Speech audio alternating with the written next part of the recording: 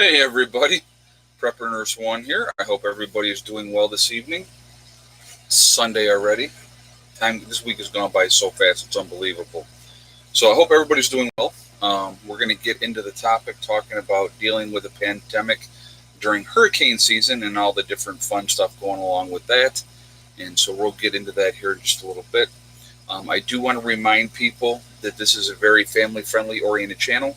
So please be decent in the chat with each other. No racism, no nastiness. Because if you don't, those awesome people in blue will boot you out of here. And so we don't want to have that happen. Also, if you have any kind of questions, all cap locks, please, so they stand out for me. And thank you ahead of time for doing that as well. Also, I want to remind everybody if we have any interruptions with the stream tonight, that I will get right back on as soon as I possibly can. So just be patient, and you may have to go back to my channel to see. You may not get the notification. All kinds of stuff going on. I was talking to one of my friends that watches the show, and he keeps saying he gets booted out. It goes into buffering, and he's getting booted out all the time. He goes, it's really frustrating. So I don't know if anybody else is experiencing that type of stuff as well. I know on the one stream, all of a sudden my volume was gone. I guess a lot of people couldn't hear me. I had to end the stream and start again from that. So a lot of stuff going on. Again, it's not on my end, guys. My end is fine. My internet is fine. I had a guy that used to work for Time Warner. Now it's called Spectrum.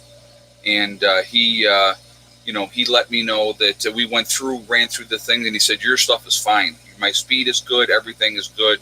So it is absolutely not on my end. Okay, so just so you know. And I would never, just so you know as well, I would never, ever, ever end a stream on purpose to try to get more views and stuff like that. That's not my style at all. I would never do that, okay? So just so you guys know. But anyway, so like I said, I hope everybody had a good weekend. We were pretty productive and busy here. Today was more of a chill day, just trying to recover a little bit. So, trying to work on the battery situation and get that squared away and figure out what's going on with that. It's just, it's always something. So my electrician guy that's part of my group is going to come down this week, and we're going to troubleshoot stuff and try to figure out what's going on, because these batteries are acting all kinds of wacky. So not good. It's a pain in the butt, especially when your power source is an off-grid system. So you're relying on that to work efficiently and right. So there's just a glitch.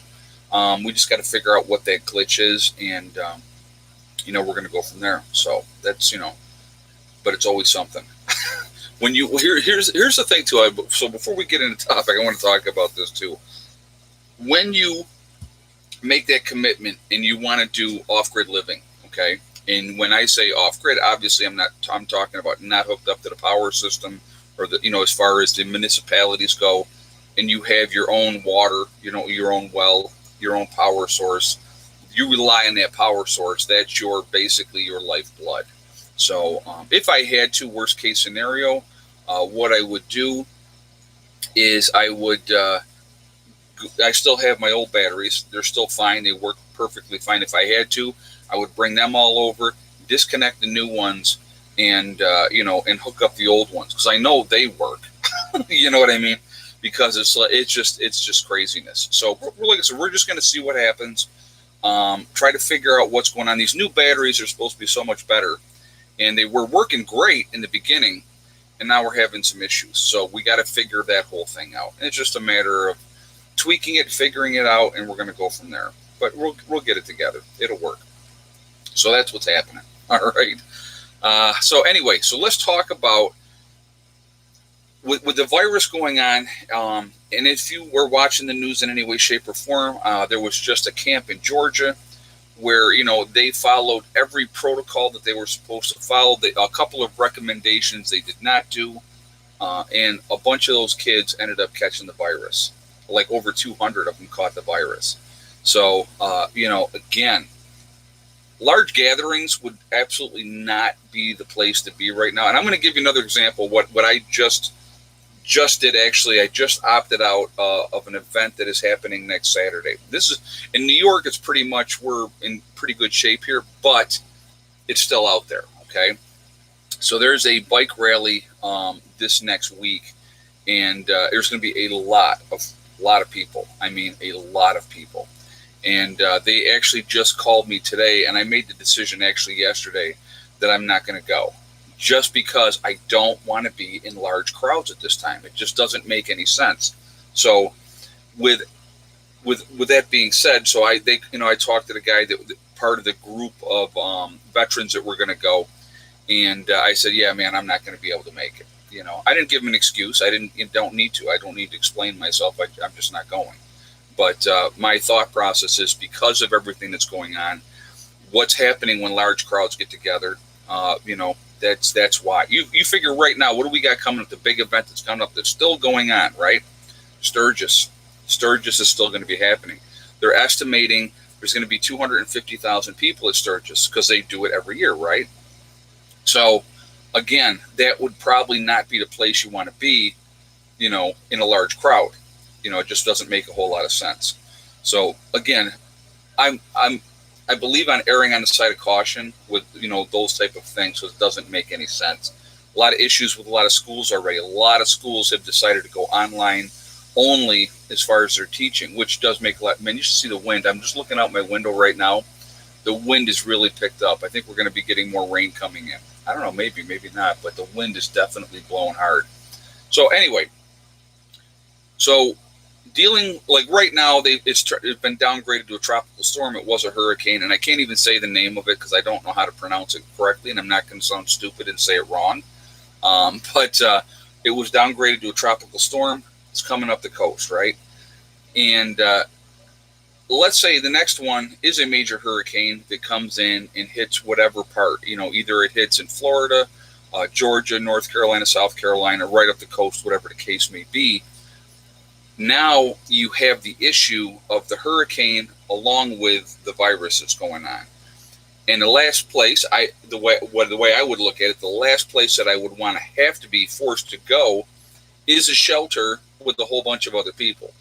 I don't think that is a good idea. If you don't have a place to, take off to for the weekend, or family that you can go stay with inland, or whatever the case may be, it's just not a. So going into that shelter is not where I would want to go.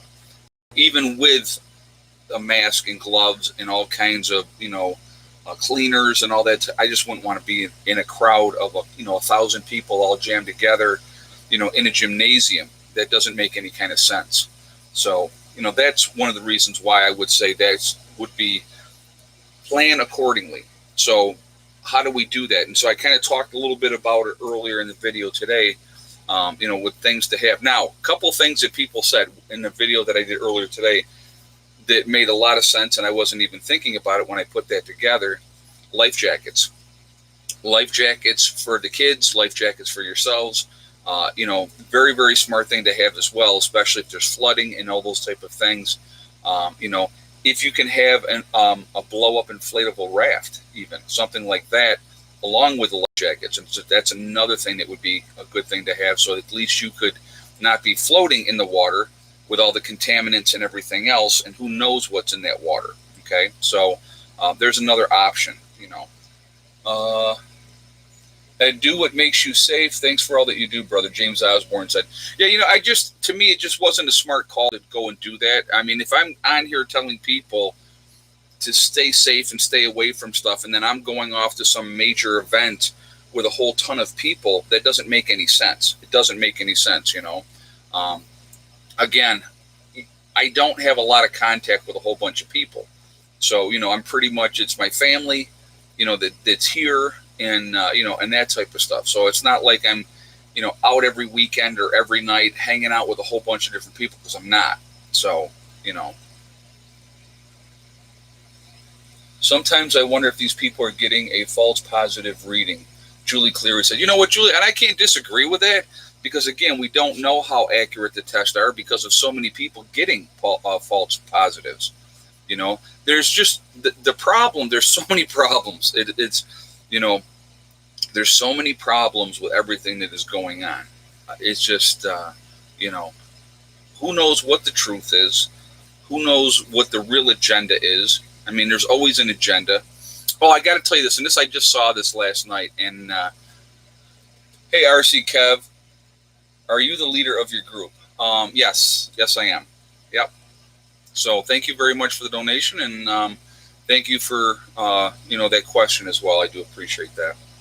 But anyway, yeah, the numbers don't match. You're right. Wolfang just said that the numbers don't match. You're correct. The cases are rising because people have false negatives and spread it. Randy Romans just said that. Yeah, you know what? The whole thing is just very, very bizarre. Hey, Donna Smith. Hey, Ed. Here in Richmond, Virginia, we are supposed to get 3 to 5 inches of rain and 60-mile-an-hour wind or gust. Will be high impact, even though it's a tropical storm. Yeah, well, that absolutely makes sense. If you're getting gusts like that, we already got a sighting here coming quick and early tonight. What happened, Belle? Did she take you off the bed? No, she's on the floor. And thank you very much, Donna, for letting us know that information, and thank you for the donation as well. But there's Miss Heather. And the whiny baby Bella. And yes, her little petite flower Bella. Look at that hand-to-cat ratio. Well, she kind of blends in with your shirt, Heather, so all they're seeing is black on black. Hold on. There you go. Oh, she's very excited. Very, very happy cat. She's loved, I promise. She's not always like this. Oh, this cat is, what is the syndrome she has, Heather? What? No. Go ahead and say it. Let them know. Stockholm Syndrome. The cat has Stockholm Syndrome. Remember they used that defense for Patty Hearst back in the 70s? Bella, poor Bella, has Stockholm Syndrome. Because he had to ask me that because he couldn't remember it. I couldn't remember it, you're right. But she, every time that she tries to leave Heather's room, Heather used to pick her up and snatch her and take her back in there. And so now the cat just stays with her out of, She loves me. She gave up. She loves me.